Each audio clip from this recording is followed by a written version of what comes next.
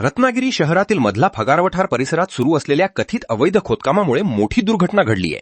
चुकीच्या खोदाईमुळे सुमारे 70 ते 80 फूट लांबीची संरक्षक भिंत कोसळून रस्त्याचा मोठा भाग खचलाय.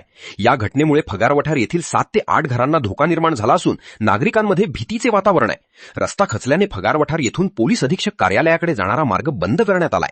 तसेच रस्त्यालगत असलेले आंब्याचे झाडही कोसळले आहे. घटनेची माहिती मिळताच स्थानिक नगरसेवक निमेश नायर यांनी घटनास्थळी भेट देऊन पाहणी केली. या प्रकरणी जबाबदारांवर कारवाईची मागणी स्थानिकांकडून करण्यात येत आहे. आज सकाळी 6:30 वाजता मला फगारवठारमधनं फोन आला.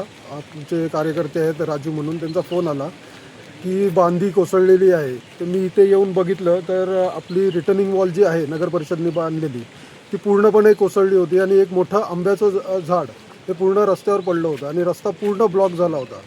तर मी त्या संदर्भात माहिती घेतली तर इथे काही अनधिकृत उत्खनन चालू होतं. म्हणजे रिटर्निंग वॉलच्या शेजारीच पूर्ण माती वगैरे काढत होते आणि हे गेले 3-4 दिवस काम चालू होतं.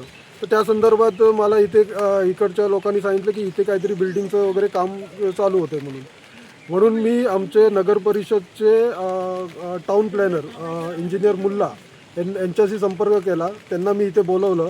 त्यांना मी विचारलं की इथे कसली परमिशन आपण दिलेली आहे का नगर परिषदनी. तर त्यांनी मला सांगितलं इथे आपण कोणतीही परमिशन दिलेली नाही, हे अनधिकृत काम इथे चालू आहे म्हणून त्या संदर्भात मी आमचे तहसीलदार साहेब आहेत त्यांना मी या संदर्भात माहिती कळवलेली आहे.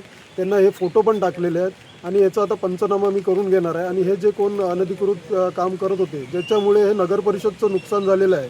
तिथे ते ह्याच्या बांधाच्या खाली एक 3-4 घरांनाही धोका निर्माण झालेला आहे.